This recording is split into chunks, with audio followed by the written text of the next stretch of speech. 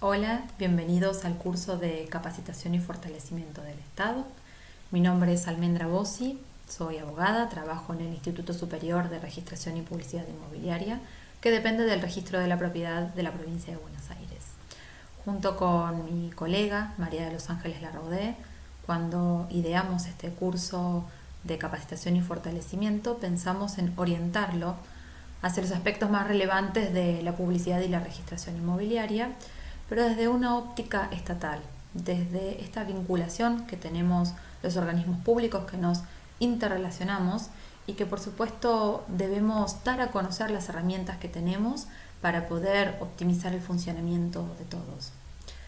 Les pido que me acompañen en este módulo 1, en donde voy a estar marcando no solo la evolución histórica del registro que hace a la importancia de la función registral, sino también vamos a estar brindando algunos elementos indispensables a la hora de, por supuesto, utilizar los recursos del registro y brindar a ustedes las herramientas para poder aprovechar al máximo la información registral. Ahora sí les pido que me acompañen con la presentación. Vamos a comenzar por un módulo al que yo he denominado Sistema de Transferencia de la Propiedad porque, insisto, hemos dado a conocer este curso a un montón de organismos del Estado y me parece que de una manera de nivelar para todos era importante establecer o comenzar con los aspectos relevantes de la transferencia de la propiedad en el sistema registral argentino. Antes que nada, igualmente quisiera comenzar con lo que es el punto 1 del programa, que tiene que ver con esta vinculación de los organismos públicos y lo que ha motivado a este curso. Realmente pensamos y agradecemos a nuestra dirección que nos ha encargado este curso desde una óptica del fortalecimiento de los saberes y de la formación continua al sector público. Es relevante y es de mucha importancia que los organismos que nos vinculamos entre sí podamos explotar al máximo los recursos que tenemos, valernos de esos recursos y por supuesto de esa manera favorecer el desarrollo del Estado provincial, brindándole el mejor servicio al ciudadano. Realmente la función registral, la información que el registro de la propiedad posee, es útil desde un montón de ópticas. Les diría que en prevención y resolución de delitos puede ser utilizada por el Poder Judicial, puede ser utilizada por organismos estatales que necesitan conocer la titularidad del dominio de determinados sectores. Nosotros manejamos información de personas, manejamos información de inmuebles y por supuesto aportamos información relevante a la tarea cotidiana. Sí es dable destacar que la información que brinda el registro no lo hace únicamente a través de los informes registrales o los certificados que solicitan los escribanos. El registro cuenta con una variedad muy grande de distintos servicios de publicidad que pueden coadyuvar, interesar a los organismos públicos para la resolución de cualquiera de los conflictos, sea de algún pleito de intereses que esté manejando el Poder Judicial o sean cuestiones que manejen organismos como catastro, geodesia, organismos como inmuebles del Estado. Nosotros podemos dar a conocer minutas rogatorias en donde por supuesto se encuentra la información de los autores de los documentos que se han registrado. Tenemos también información sobre dónde están resguardados esos documentos. Y me parece importante destacar, insisto, para nivelar en este curso, para dejar sentadas algunas cuestiones que tal vez parecen obvias, pero no me parece de más aclararlas. El registro de la propiedad no resguarda el documento portante de la mutación jurídico real. El registro de la propiedad no conserva escrituras ni conserva testimonios judiciales. Cada vez que estos documentos, estos títulos ingresan al registro de la propiedad, por la técnica actual, que ahora lo vamos a ver, extraemos la información que se considera relevante y se publicita esa información. Pero estos documentos, léase el documento administrativo, el documento judicial o el documento notarial, se les es devuelto a cada uno de los autores de dichos documentos. Es decir, nosotros no conservamos copias de estos títulos portantes de la mutación jurídico real. sí de las minutas rogatorias, que por supuesto van a tener un extracto, una síntesis de esa información relevante que surge de ese documento. Y eso sí es muy importante. Se pueden pedir copias microfílmicas de esas minutas rogatorias, de los asientos, y con eso poder descubrir un montón de información. La más importante tal vez es quién es el autor del documento y dónde se encuentra resguardado ese documento. Por ejemplo, el juzgado que intervino y el expediente para poder solicitar una copia de ese testimonio o de la documentación pertinente, o del escribano, por ejemplo, que intervino en la autorización de un documento, su registro y por supuesto cuál fue el número de escritura que sirvió de causa a ese documento. Vamos a hacer un poco de historia con relación a la teoría del título y el modo propia de nuestro sistema de la transferencia de la propiedad, para entender un poco en qué instancia es necesaria la registración. Actualmente, lo vamos a ver igualmente en la evolución histórica, actualmente el sistema de transferencia de la propiedad de nuestro derecho está compuesto por la famosa teoría del título y el modo. Es decir, un título suficiente, documento público, un modo suficiente que implica actos materiales y no importa el orden en el que se den, el título y el modo. Insisto, actos materiales donde no es suficiente la manifestación de las partes de haberse entregado la cosa. Y la instancia de intervención, con la modificación que tuvo el Código de Vélez, la instancia de la registración para la necesidad de la oponibilidad a terceros. Es decir, los terceros interesados de buena fe necesitan conocer a través de la publicidad que brinda el registro y por tanto es necesaria la registración previa para esa oponibilidad a terceros.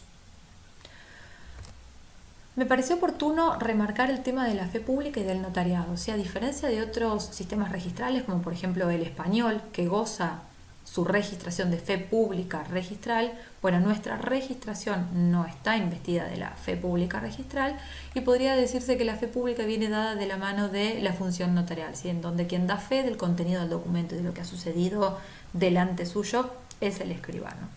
Nuestro registro es declarativo, entonces el derecho real ha nacido extrarregistralmente con el título y el modo, y la registración es a los fines de la oponibilidad a terceros, a diferencia, por ejemplo, de un sistema español en donde el sistema registral sí goza de fe pública registral.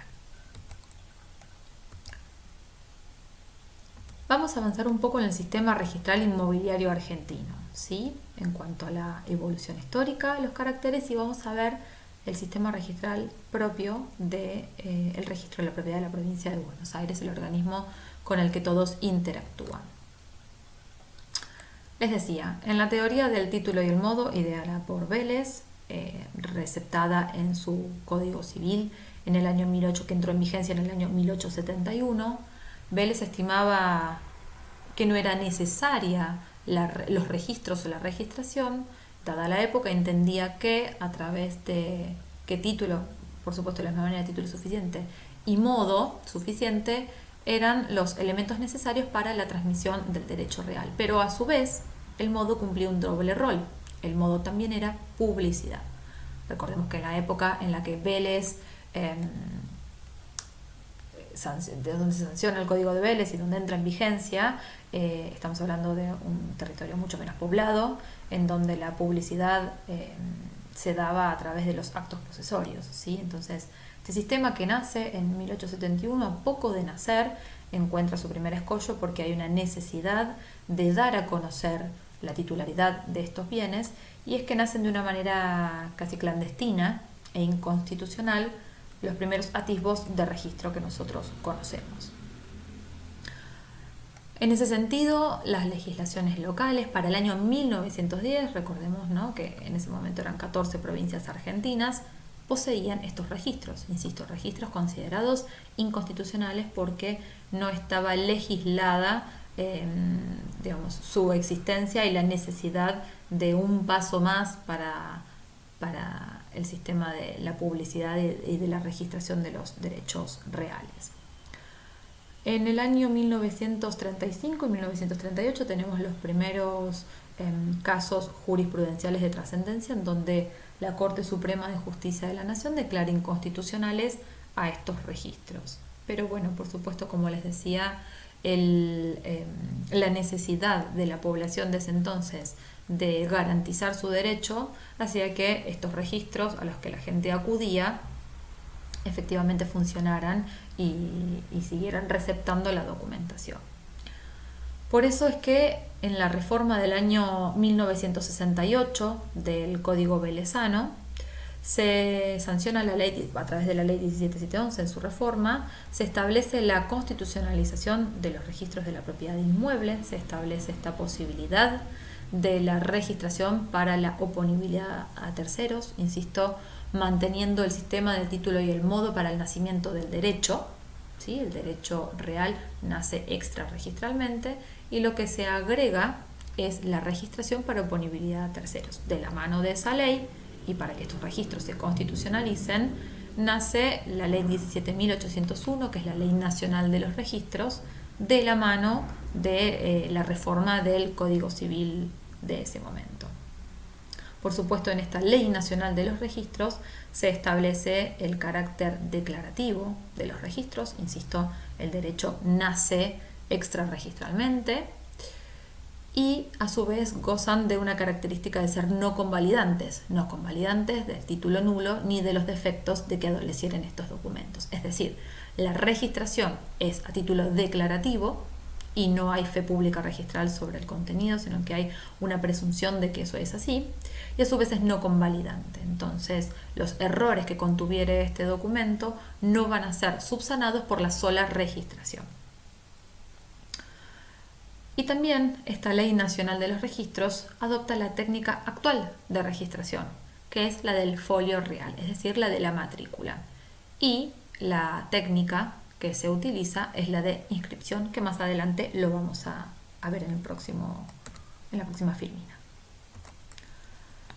Vamos a ver un poco los caracteres de este sistema registral inmobiliario argentino. Insisto, estamos dando los caracteres generales, luego vamos a ver los provinciales. Por las características propias del Estado federado en el que nosotros vivimos, conviven tanto la legislación nacional de los registros, este decreto ley 17.801, como la legislación local, que es el decreto ley 11.643 del año 63. Sí, es anterior la ley provincial del registro a la ley nacional de los registros. Por supuesto que, como toda pirámide normativa, la ley provincial no puede contradecir a la ley nacional, pero sí la ley nacional le delega o queda delegada en la ley provincial mucha materia propia de cada uno de los registros provinciales. En la gran mayoría de los registros de la República Argentina hay una dependencia al Poder Ejecutivo. Son muy pocos los registros de la propiedad inmueble de la República Argentina que tienen una dependencia del Poder Judicial. Otra de las características que me parece muy importante remarcar, sepan disculpar los compañeros de ARBA, pero bueno, me parece oportuno remarcarlo, registro de la propiedad y la subgerencia de ARBA que contiene a Catastro y Geodesia son dos organismos completamente autónomos, ¿sí? Se encuentran por separado. Es muy común que a veces se le solicite al registro información que no posee, que tiene que ver con información catastral, de relevamiento topográfico, planimétrico, etc. Entonces me parece oportuno remarcar que son dos organismos autónomos que se encargan, que tienen funciones completamente distintas y autónomas. Y finalmente remarcarles los rasgos distintivos del sistema registral inmobiliario argentino que surgen de la Ley Nacional de los Registros. Insisto, nuestra registración es de carácter declarativo, el derecho real nace extrarregistralmente y su registración es a los fines de la oponibilidad a terceros. Es no convalidante de los errores que contuvieran estos documentos, ¿sí? La mera registración no da fe pública del contenido de los asientos. Y se encuentra sentada en los principios de autenticidad y de prioridad. Los vamos a ver más adelante, pero estos son los principios característicos del sistema registral inmobiliario argentino. Vamos a ver ahora cómo es la evolución del derecho registral en la provincia de Buenos Aires, ¿sí?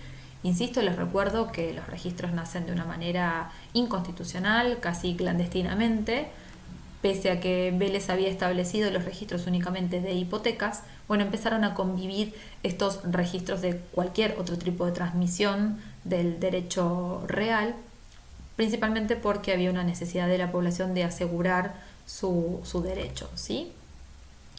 Fíjense que les decía, el Código Velezano se sanciona en 1871 y ya para el año 1879 se crea a través de una ley provincial el registro de propiedades, embargos e inhibiciones, que tenía una organización descentralizada por departamentos judiciales. Les diría que es algún inicio de una dependencia del Poder Judicial, que dura por supuesto muy poco tiempo. Esta imagen que ustedes están viendo es del segundo subsuelo del registro de la propiedad de la provincia de Buenos Aires. Estas son las denominadas bóvedas, en donde nosotros tenemos estas registraciones que datan desde esa época. En el año 1914, por eso les decía que duró muy poco tiempo, se centralizan las anotaciones e inscripciones en la ciudad de La Plata y podemos hablar ya de una dependencia del Poder Ejecutivo, es decir, desde el año 1879, en donde hay una organización descentralizada en los 5 departamentos judiciales de esa época: La Plata, San Nicolás, Dolores, Bahía Blanca y Mercedes. Bien, en el año 1915, como lo tenemos ahí, el decreto 591 impacta lo que es el primer atisbo del folio real, porque eran unos libros foliados al estilo español, con varias hojas en blanco, en donde se podía registrar la vida de un solo inmueble. Esta técnica no perdura en el tiempo, y desde el año 1916 al año 1962 tenemos una ausencia de técnicas de registración definida. Lo que ustedes están viendo en esa imagen es lo que nosotros denominamos años viejos. No se preocupen, vamos a empezar de una manera muy genérica en este curso, pero la idea nuestra es ver varios casos de distintos tipos de folios y poder explicarles a ustedes cómo es la lógica del sistema del folio personal cronológico, cómo es la lectura de los márgenes del dominio, de qué se trata esto de los años viejos y luego de las distintas técnicas en las que fuimos avanzando. Finalmente, y por el decreto ley 11643 del 63, en el año 1963, se introduce la idea de una ficha de cartulina en donde se conjuga o se recepta toda la vida o la historia jurídica de un inmueble. Es decir, que las situaciones jurídicas que se den a conocer ahora van a estar centradas en el inmueble, y a partir de ese inmueble se va a dar a conocer el plexo de situaciones jurídicas que existen sobre ese inmueble. Las técnicas anteriores, que ahora las vamos a ver a continuación, no tenían este orden, no se encontraban centradas en un inmueble, sino que las distintas técnicas que fueron avanzando a lo largo del tiempo, que fueron variando, siempre tenían algún rasgo de tipo cronológico o personal, lo que hacía que la información de un determinado inmueble estuviese diseminada en varias inscripciones de dominio e hiciese más complejo la lectura, o por lo menos trazar el camino de la vida o historia jurídica de un inmueble.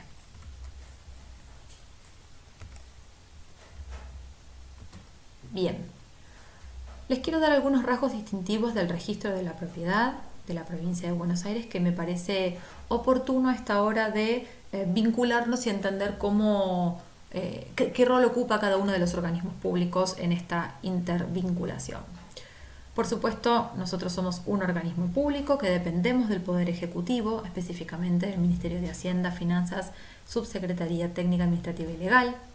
Tenemos un autofinanciamiento de forma parcial y accede a la información del registro quien tiene interés legítimo, ¿sí? Esto es muy importante.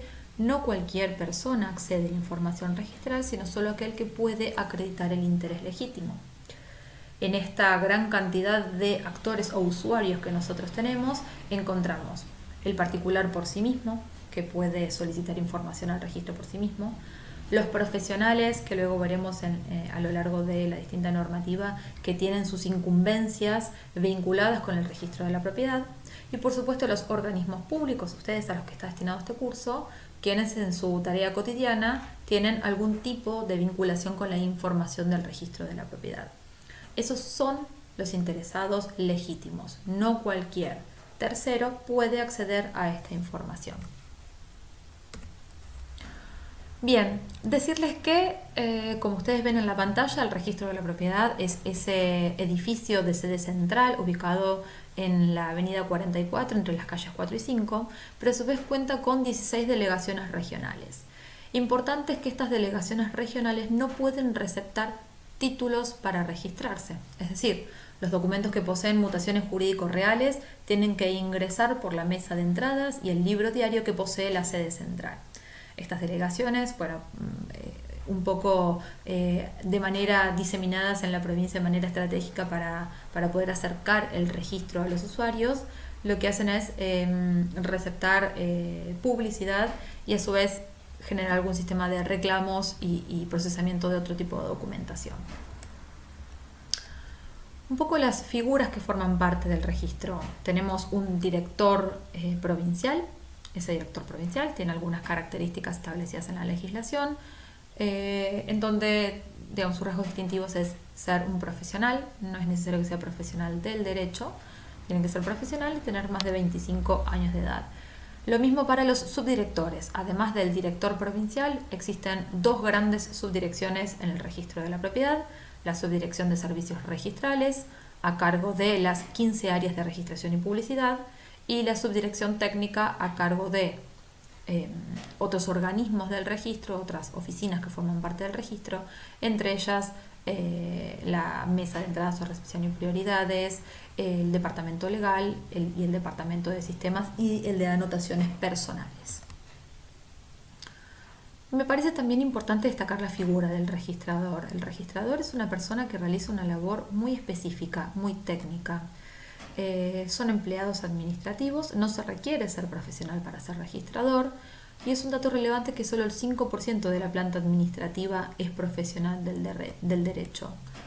Nosotros también dictamos una carrera terciaria, ¿sí? Poseemos una habilitación provincial como un organismo educativo, hablo del Instituto Superior de Registración y Publicidad Inmobiliaria, y nosotros dictamos la carrera de técnico superior en registración y publicidad inmobiliaria. Y me parece un dato no menor, de la misma manera que los organismos que intervienen, que tienen una función muy técnica, muy específica, le hace catastro, geodesia, poder judicial, los mismos municipios, es decir, todos realizamos una labor muy específica. Quienes cumplen con este rol realmente tienen un oficio de muchísimos años y el desarrollo de un conocimiento muy importante en la materia. Sin perjuicio de ello, existe la posibilidad de tener un título terciario y, por supuesto, un perfeccionamiento de su carrera. Bien, les decía que el registro está dividido en dos subdirecciones. Una de ellas es la subdirección o la dirección de servicios registrales.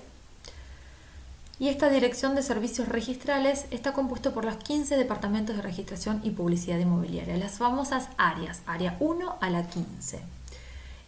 Estas áreas tienen distribuidas de manera equitativa por caudal de trabajo los 137 partidos que componen la provincia de Buenos Aires, ¿sí? Quienes son asiduos del registro de la propiedad sabrán que determinado municipio, por ejemplo, trabaja con determinada área porque su partido está comprendido en una de estas 15 áreas. Entonces, es una manera de distribuir el trabajo. Los 137 partidos están distribuidos en las 15 áreas de registración y publicidad inmobiliaria. Bien, vamos a hablar un poco de las técnicas de organización y de procedimientos, ¿sí?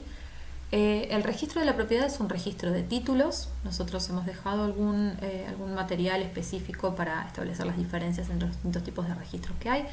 La doctrina imperante en la materia dice que nosotros somos un registro de títulos. Ingresa un documento portante, una mutación jurídico real.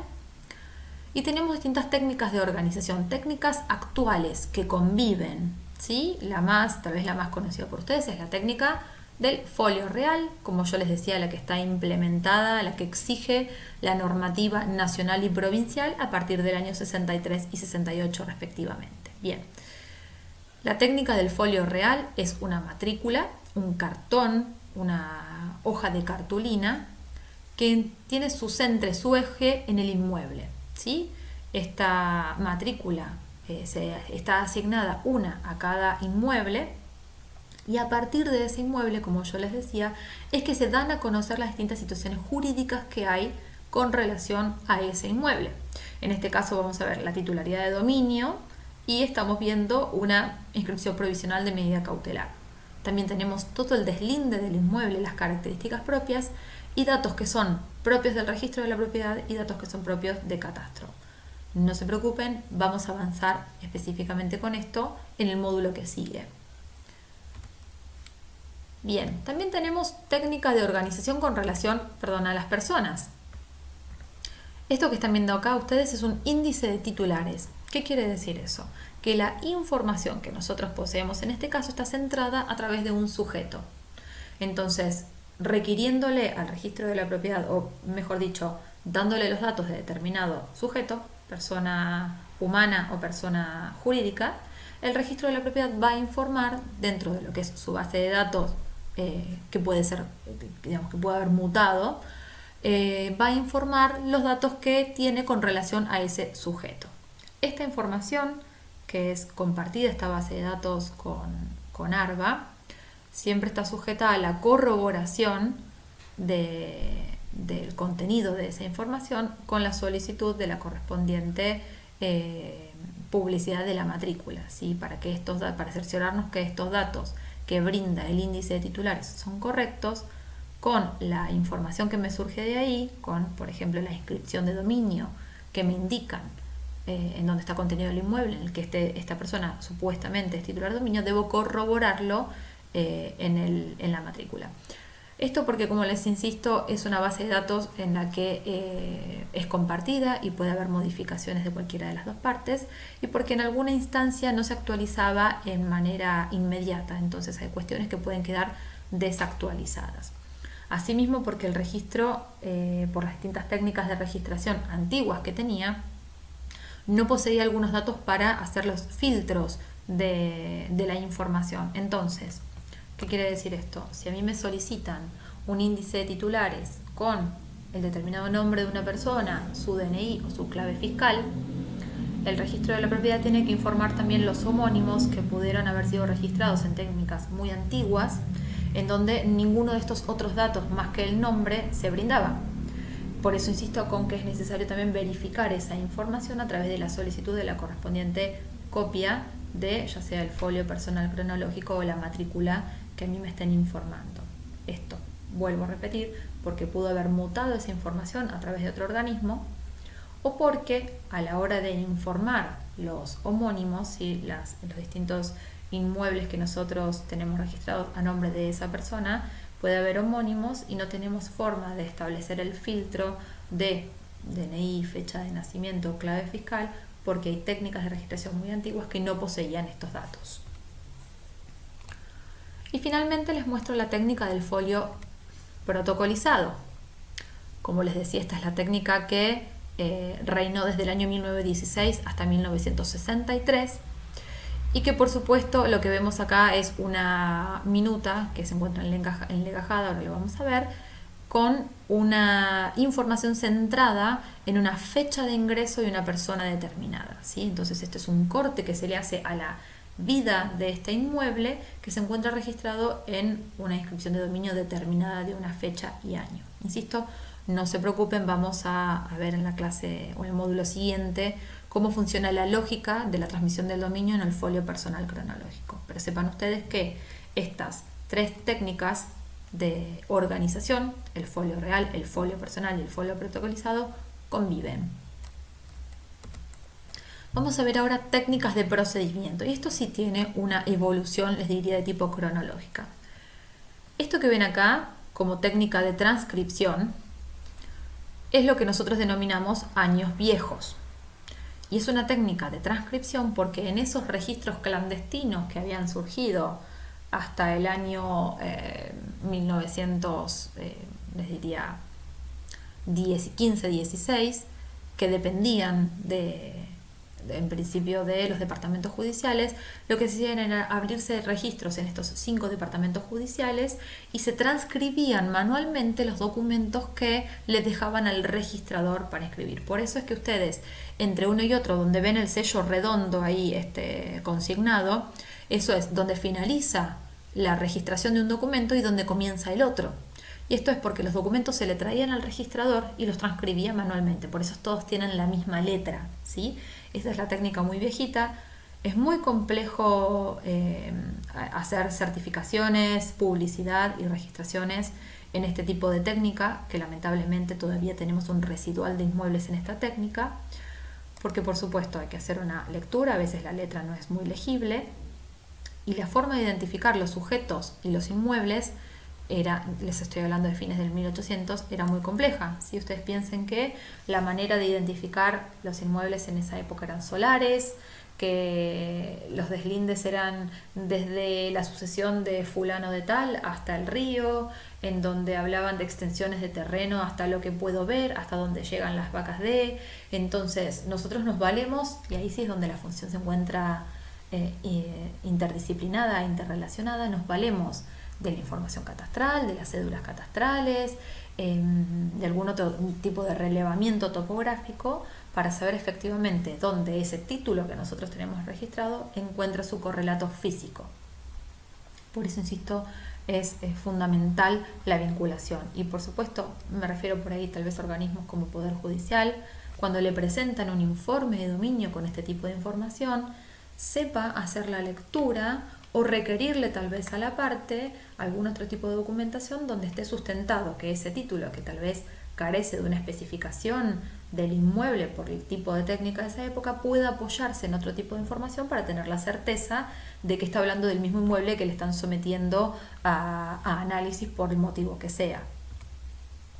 Bien, entonces esta es la técnica de transcripción. Les digo, estos son los años viejos, dependían de los cabezas de partido de los departamentos judiciales de esa época, y un registrador se encargaba de transcribir manualmente los títulos que les acercaban los usuarios para registrar. Luego pasamos a la técnica de incorporación. Perdón, se me fue. Tenía que cliquear. Les decía, la técnica de incorporación. ¿Por qué?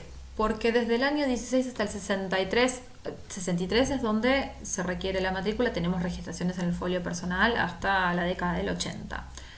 Lo que se hacía era enlegajar el documento que el autorizante, ya sea el escribano o el oficio judicial, accedía al registro para dar a conocer determinada mutación jurídica real. Entonces, ese documento se incorporaba a un protocolo, ¿sí? Se enlegajaba y se van incorporando las minutas, las distintas planillas, etc.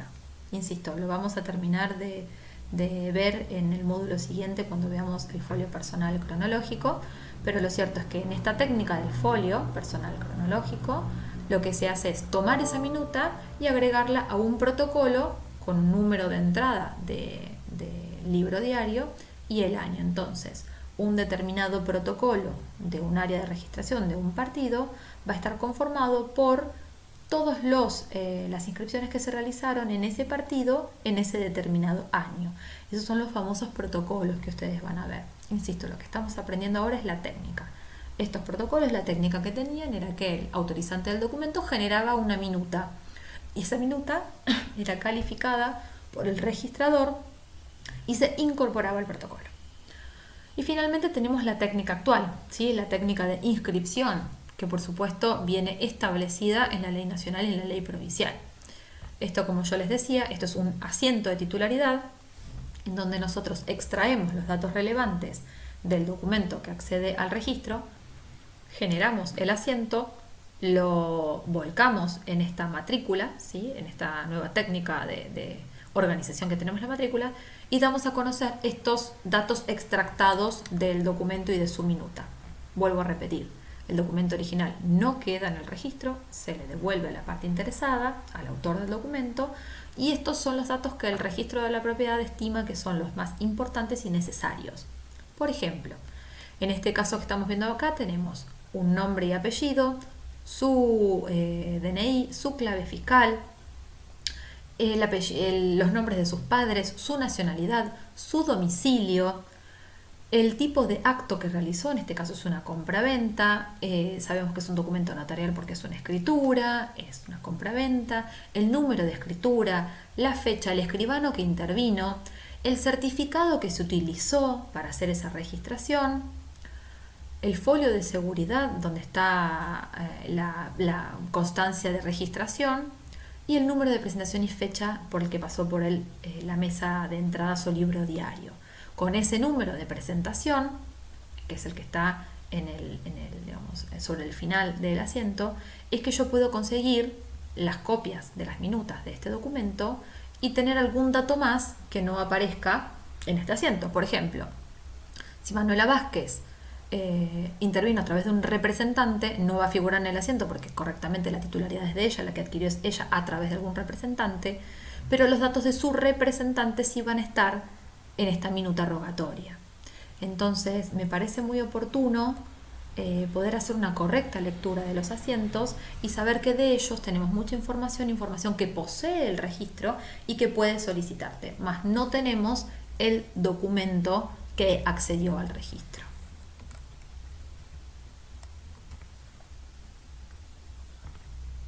Bien, vamos a ver ahora, como les decía, un poco del funcionamiento del registro de la propiedad.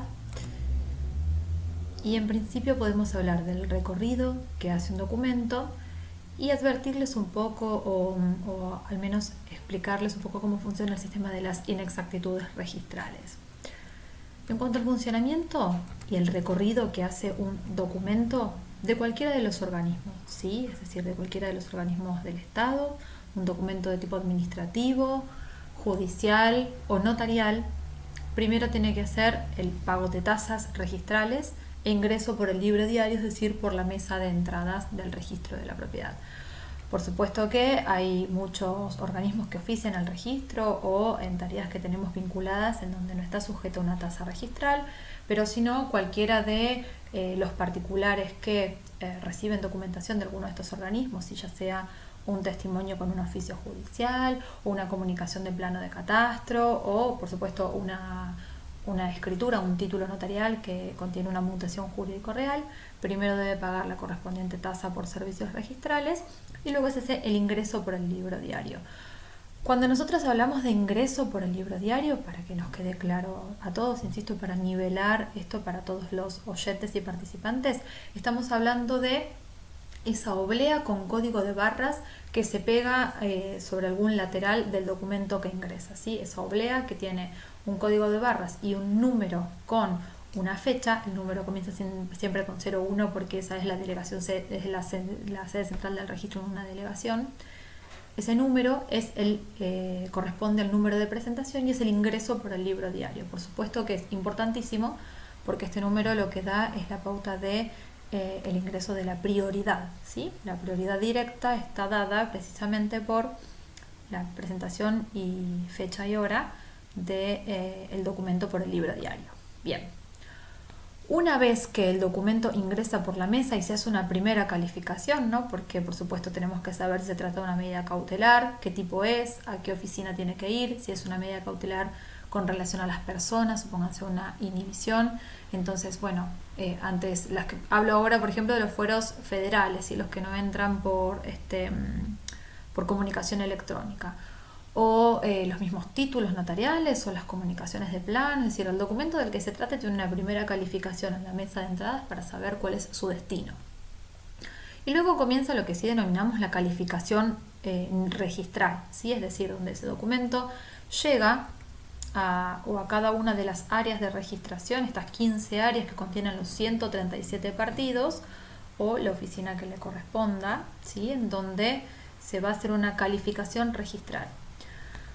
Esto es algo que podemos ver más en profundidad en algún otro módulo, pero lo cierto es que esta calificación, dentro de los límites que tiene establecida tanto la normativa registral como la jurisprudencia, entendiendo en alguna teoría mayoritaria que este límite es cuando el registrador no puede excederse de la calificación del propio autor del documento, ¿sí? Bueno, hay jurisprudencia muy reconocida en la materia, el caso Feldman, en donde se establece hasta dónde puede llegar la calificación del registrador.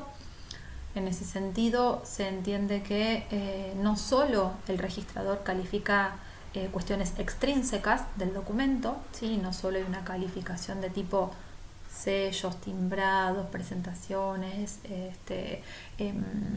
digamos, esos visos de legalidad, sino que también hay una calificación intrínseca del documento, no solo extrínseca, sino también intrínseca, porque, por supuesto, para poder cumplimentar con lo que nos exige, por ejemplo, el artículo 9 de la Ley Nacional 17.801, que es rechazar aquellos documentos que son de nulidad absoluta y manifiesta, bueno, claro está que no podríamos llegar a ese rechazo si no fuera a través de la lectura y calificación del documento. En esa tesitura es que el medio o el punto medio que se ha encontrado en cuanto a la calificación registral precisamente tiene que ver con no excederse en la calificación que ha hecho el propio autor del documento. Es decir, si el notario ha calificado la capacidad de las partes o lo ha hecho su señoría con relación al testimonio judicial, a las partes que intervinieron en ese proceso, si efectivamente están con vida, si son quienes dicen ser, etc. Esa cuestión ya no es un ámbito de calificación del registrador. Bien, volviendo entonces a la calificación, el documento puede tener tres tipos de calificación: una inscripción definitiva, o puede ser observado y tener una calificación provisoria, o incluso su rechazo, como les decía, si hay una nulidad absoluta y manifiesta. Una vez que estos documentos se han calificado y se atienen a los plazos registrales, por supuesto se les da salida por la mesa general de entradas y existe una opción a un casillero en donde se puede retirar toda la documentación junta.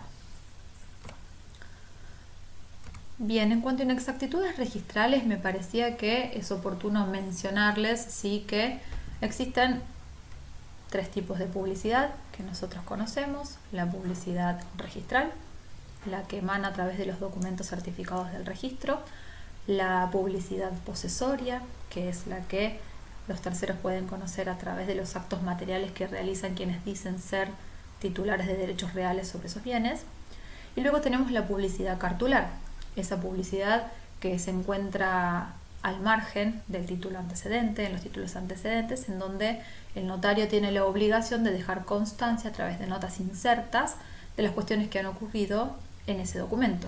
Por ejemplo, si ese documento contuviera una gran loteada y se vende uno de esos lotes, entonces por nota marginal el escribano debe dejar constancia de que se ha transmitido el lote tal por escritura tal en fecha tanto. O si luego se grabó con derecho real de hipoteca ese inmueble por una escritura autónoma, debe dejar constancia en el título de adquisición del dominio de ese inmueble que precisamente se ha grabado con derecho real de hipoteca y deja la constancia de qué escritura es la que, digamos, por la que se ha autorizado ese documento, ese mutuo hipotecario, etc. Entonces, existen estos tres tipos de publicidad. Cuando no hay coincidencia entre ellas tres, es cuando estamos frente a una inexactitud registral. Esto entendiendo que existen dos grandes tipos de publicidades: la publicidad registral y la publicidad extrarregistral, ¿sí? Por supuesto que el registrador, hay muchas de estas cuestiones que las desconoce, propiamente por estar ateniéndonos a una sola de estas tres tipos de publicidades, pero el autor del documento o la parte interviniente sí conocen si no existe si hay una falta de paralelismo entre estos tres tipos de publicidad.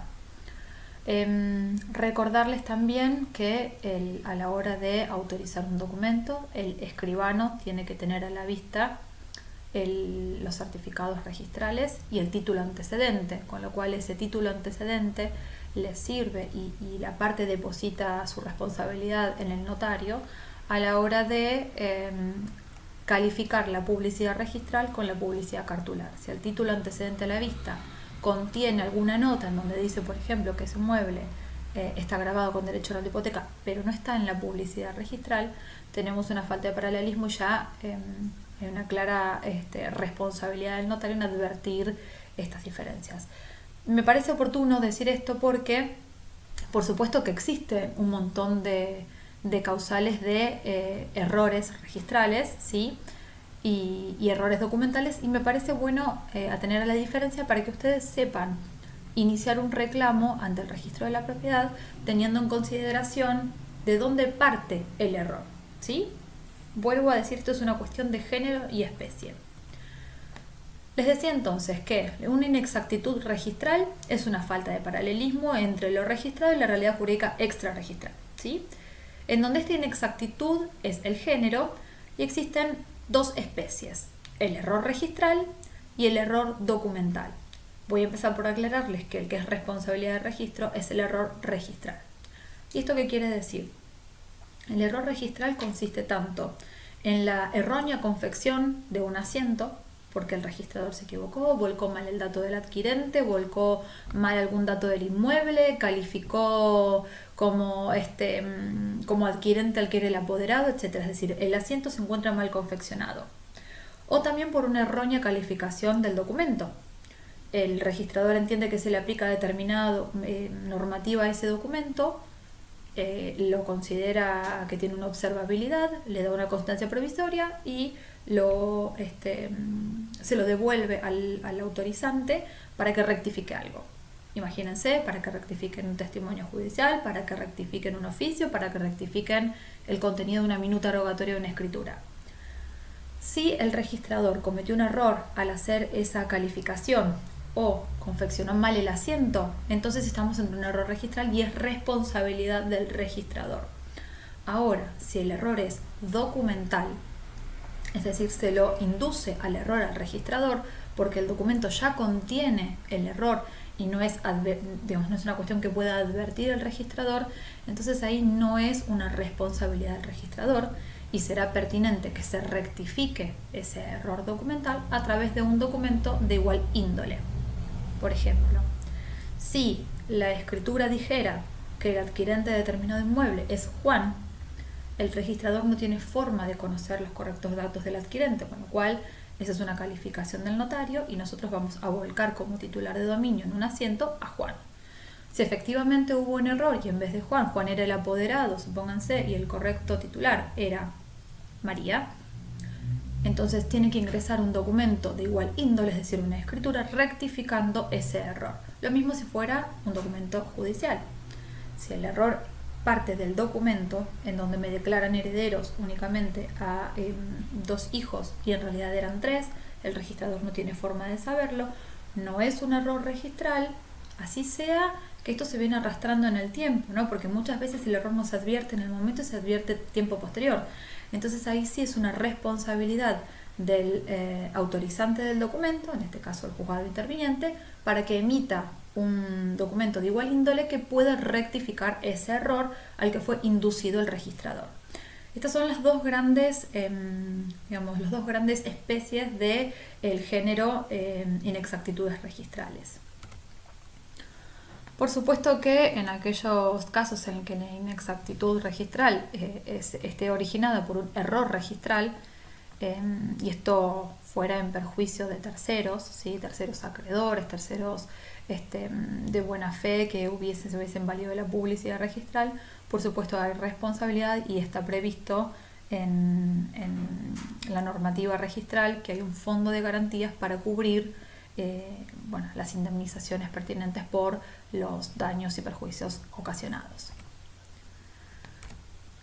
Bien, hasta acá con funcionamiento. Vamos a avanzar ahora con datos y estadísticas. A mí esta parte me pareció bastante ilustrativa y es tal vez la más dinámica así de la parte de la exposición, en donde empezamos a dimensionar un poco los números que manejamos. Los números que manejamos en la República Argentina, en la provincia de Buenos Aires, en nuestro registro, en cuestiones de documentos y por supuesto para los que no son asiduos de la materia, el derecho registral, decirles que los que somos registradores estamos orgullosos de nuestro sistema. Nuestro sistema es una creación argentina, es uno de los más exitosos del mundo, es de los más seguros del mundo, somos modelo en muchos países y realmente manejar la documentación, la importancia de los procesos que se intervienen dentro del registro, realmente vale la pena darlo a conocer, ¿sí?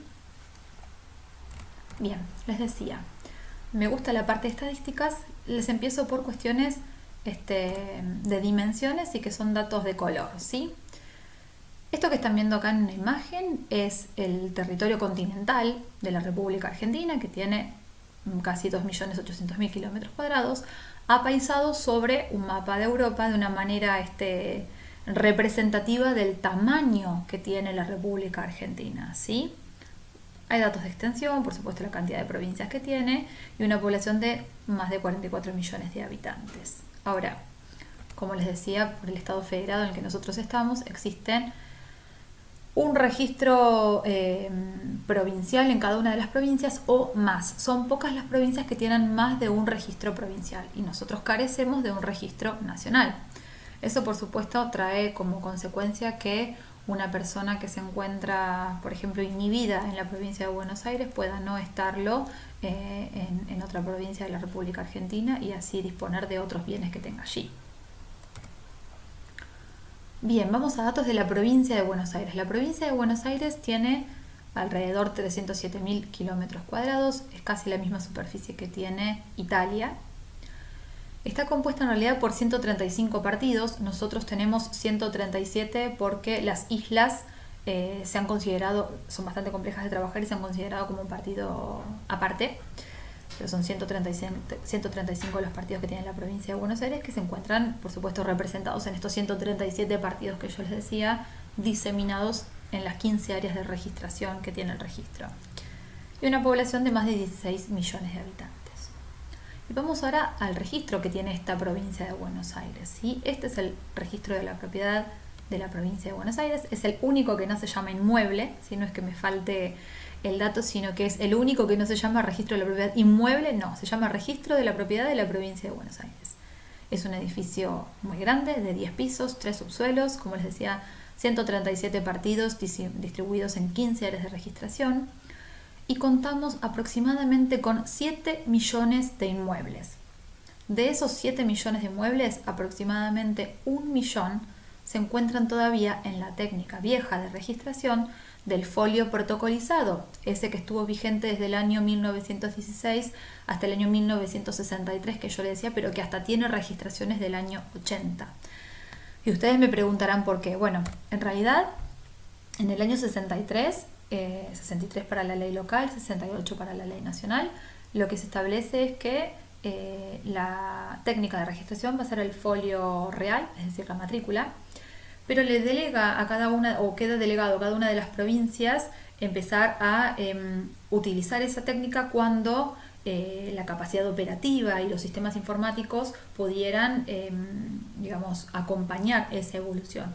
Por eso es que el registro de la propiedad de la provincia de Buenos Aires empieza con algunos partidos a utilizar la técnica de folio real y a medida que iban estando en condiciones el resto de los partidos para poder comenzar con la nueva técnica, se iba haciendo. Por eso es que continuamos con algunas registraciones de folio personal cronológico hasta la década del 80. Como les decía, 1 millón aproximadamente todavía están en la técnica del folio personal cronológico, el famoso folio, así lo denominamos vulgarmente, sí, folio para la técnica de folio personal cronológico, matrícula para la técnica de folio real. Y de ese millón, 200.000 inmuebles todavía se encuentran en la técnica de años viejos, es decir, esa técnica muy compleja para leer, que se encontraba transcripta, manuscrita, a mano, con estas designaciones de sujetos y del objeto bastante complejas o tal vez propias de la época que dificultan por supuesto muchísimo la correcta individualización, ¿sí? Es un riesgo muy grande muchas veces cerciorarse o asegurarse de que estamos hablando de definitivo o determinado inmueble dadas las características que tenía la técnica y la forma de enumerarlos o designarlos de ese momento. Bien. Por supuesto, con lo que les acabo de decir, se imaginarán que estamos hablando de uno de los registros más grandes del mundo. Tiene un promedio de ingreso de 8.500 documentos diarios, 165.000 documentos mensuales, equivalentes a 2 millones de documentos anuales que se procesan en el registro de la propiedad, por supuesto en términos normales, no en estos términos de época de COVID, situación especial que estamos viviendo. Contamos con una planta estable de aproximadamente 1.000 empleados y, como les había mencionado anteriormente, solo el 5% de ellos son profesionales del derecho. Pero contamos con una planta de empleados técnicos y, por supuesto, con mucho oficio. Como les mencionaba, estos documentos, salvo algunas situaciones especiales, con convenios con municipios, con algunas cuestiones de beneficios de gratuidad, etc., salvo los casos especiales, todos deben abonar la tasa por servicios registrales. Esta tasa varía anualmente según la ley impositiva del periodo fiscal en curso. Eso anualmente sale publicitado en el boletín, la ley fiscal de la provincia de Buenos Aires de cada año. Y a grandes rasgos puedo decirles que se paga un monto fijo para publicidad y determinados actos de registración, y si no, existen aranceles que están atados al 2 por 1000 sobre el monto mayor entre la evaluación fiscal ajustada al coeficiente corrector o lo que fije la ley impositiva o el monto de la operación, lo que sea mayor. Tipos de trámite que nosotros manejamos. En cuestiones de publicidad manejamos los trámites en mano, urgente o simple. Y para registración manejamos el trámite urgente o simple. Yo, doy por sentado que cuando digo publicidad todos entendemos que estamos hablando de la solicitud de informes, de certificados, es decir, de las solicitudes de publicidad por las cuales yo puedo llegar a conocer determinados datos que reserva o recepta el registro de la propiedad. Cuando hablo de registración, hablo por supuesto en un concepto amplio o genérico, incorporando tanto las anotaciones o las inscripciones. Hablo de inscripción cuando me refiero a un documento que hace una modificación de carácter permanente, como puede ser una escritura de compraventa, y hablo de anotación cuando estoy hablando de algún documento que modifica de manera transitoria o temporal ese inmueble, como por ejemplo una medida cautelar de embargo. Entonces hablo de anotación con medidas cautelares, hablo de registración con los títulos o documentos, ¿sí? Insisto, esos son especies, el género amplio es registración. Bien, hasta acá la parte de datos y estadísticas. Les cuento un poco modernización. Esto ha sido una corriente que ha llevado adelante toda la provincia de Buenos Aires, de la cual el registro de la propiedad, por supuesto, no quedó exento, no escapó. Y puedo decirles que en los tiempos que nos está tocando vivir ha sido una suerte haber contado con un gran periodo de modernización del Estado. Como yo les decía, los datos que le brindaba del registro no son solo a título informativo, sino que a ustedes les da la pauta, que es un registro muy grande que maneja mucha documentación, no solo muchos empleados, un caudal muy grande de documentación. Yo les decía 2 millones de documentos anuales, y toda modernización o todo intento de modernización tiene que hacerse a la par que la documentación y la maquinaria sigue funcionando. Entonces a veces es muy complejo implementar los cambios o las modernizaciones sin dejar de atender a el tráfico jurídico inmobiliario diario, a las cuestiones que se registran y por supuesto salvaguardar lo principal para nosotros, que es la seguridad jurídica. Entonces, en ese tren de modernización del Estado les cuento los avances con los que contamos, que me parecen que esta situación especial de fuerza mayor que estamos viviendo ha venido a demostrar que efectivamente funciona, ¿sí? Tal vez lo más renombrante para todos nosotros ha sido la implementación de la firma digital. El registro de la propiedad cuenta con firma digital desde el año 2007 y eso nos ha permitido entablar con la Corte Suprema, con la Suprema Corte de Justicia de la provincia de Buenos Aires, un sistema de comunicación de las medidas cautelares, ¿sí? Se comunican electrónicamente aproximadamente 700 medidas cautelares diarias que provienen de los 19 departamentos judiciales de la provincia de Buenos Aires, es decir, de aproximadamente 300 juzgados. Por supuesto, esto en lo que ha redundado es en un éxito en cuanto a la seguridad, Estos se envían desde el receptorio de la Suprema Corte, los recibe el registro, hay un plazo de 48 horas digamos, para comunicarlo desde que el profesional interviniente ha abonado las tasas registrales. Los juzgados tienen un periodo de 48 horas para incorporarlo, para enviarlo al registro de la propiedad en forma electrónica, y se procesan 12 días hábiles el trámite simple o 7 días hábiles el trámite urgente. Y por supuesto se expiden con firma digital, con todas las características que tiene la firma digital, entre ellas no repudio, la autenticidad del documento, la integridad, etc. Es decir, es un avance muy grande. Eso ha permitido acortar muchísimos tiempos. Ustedes saben que las comunicaciones a veces entre el Poder Judicial y el registro de la propiedad dependían de terceros, ¿sí? Los abogados intervinientes o incluso las partes o gestorías que llevaban los documentos, los oficios continentes de estas medidas cautelares.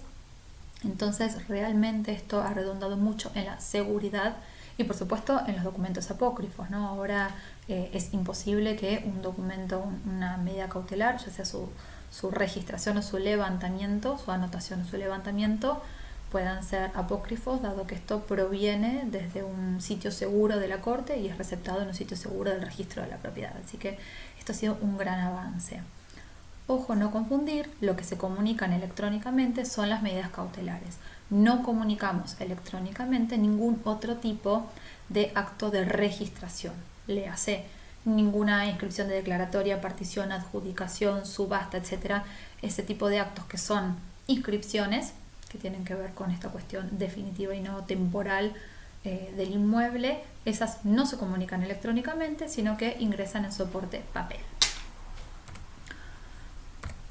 Otra cuestión con relación a los avances tecnológicos, a la modernización y esta firma digital que implementó el registro es la denominada publicidad web. Acá sí también amplío un poco la información para el resto de los organismos. La publicidad web cuenta con una nueva figura que es el usuario suscripto, ¿sí? En la página del registro de la propiedad yo puedo armarme mi usuario suscripto y voy a tener servicios web habilitados. Esto quiere decir los servicios que cuenta el registro de la propiedad para expedir publicidad. Por supuesto que, como yo les había comentado al inicio de la charla, solo pueden requerir información del registro, en este caso publicidad, los terceros interesados. Entonces se ha delegado en los colegios profesionales intervinientes y por supuesto en las autoridades de cada organismo quiénes son esos interesados legítimos. Por ejemplo, el colegio de abogados de cada departamento judicial cerciora y le da una clave PIN a cada uno de los abogados para que pueda tener su usuario suscripto. Esto a mí lo que me asegura es que ningún tercero ajeno que no sea el profesional habilitado pueda ingresar como usuario suscripto y hacer la solicitud de publicidad que no tiene permitido por la ley. Entonces nos han ayudado los distintos organismos, colegios profesionales, etcétera, a poder controlar que quienes se transforman en usuarios suscriptos, es decir, en estos requirentes de tipo web, sean efectivamente controlados y que sean estos usuarios, estos interesados legítimos que se encuentran permitidos por la ley.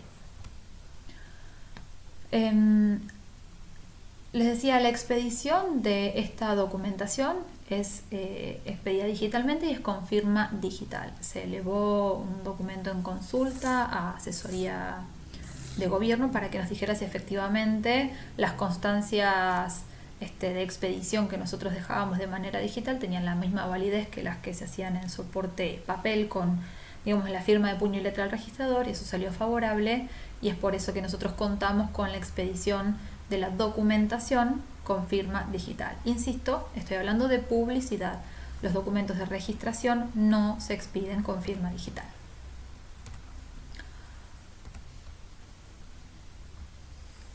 Otro de los elementos que consideramos un elemento de la modernización del registro de la propiedad es el organismo al cual pertenezco, el Instituto Superior de Registración y Publicidad Inmobiliaria. El registro de la propiedad es el único organismo que cuenta con un instituto superior de tipo educativo, reconocido por el Ministerio de Educación, que expide estos títulos terciarios certificados por nosotros, y por supuesto que cuenta con la capacitación de los agentes y de terceros, ¿sí? Como esta que estamos haciendo ahora. Hay una formación de los registradores, tienen una tecnicatura superior que dura 3 años, ¿sí? Vamos por la tercer cohorte y por supuesto también damos cursos de capacitación externos e internos. Otro de los elementos que tienen que ver con la modernización y con que fluya un poco la comunicación entre el registro de la propiedad y los usuarios son las asesorías registrales, que son las que se encuentran, a mi cargo. Estas asesorías registrales cuentan con asesores del registro de la propiedad que se juntan con los asesores notariales de cada una de las delegaciones que cuenta el Colegio de Escribanos y lo que se hacen es evacuarse dudas, digamos, aquellas que los asesores notariales no pudieran evacuar y que tienen algún tenor un poco más de mayor importancia o mayor complejidad. Y también otro de lo que nosotros consideramos un avance, una modernización, es volver a reeditar la revista registral. Esta revista registral cuenta con publicaciones de los alumnos de la tecnicatura, de profesionales del derecho, de profesionales del registro de la propiedad, de técnicos que han decidido exponer sobre temas propios de la materia y estamos realmente muy contentos. Se da a conocer de forma electrónica y se hace circular de forma electrónica ahora en sus nuevas ediciones. Bien, y por supuesto otras de las modernizaciones o de lo que consideramos modernizaciones, que desde el año 2007 se ha vuelto con la técnica de conversión de oficio y también estamos haciendo una microfilmación de planos. Como yo les decía, existe un residual de 1 millón de inmuebles en la técnica del folio personal cronológico y existe también 200.000 de ese millón que se encuentra en la técnica de años viejos. Entonces, los operativos de conversión, los equipos de trabajo que se dedican a la conversión, lo que tienden es a depurar esos documentos que todavía se encuentran en esa técnica para que sea, por supuesto, adaptado a lo que exige la legislación, que es que el centro de vida del registro sea el inmueble y a través de este se den a conocer las distintas situaciones jurídicas.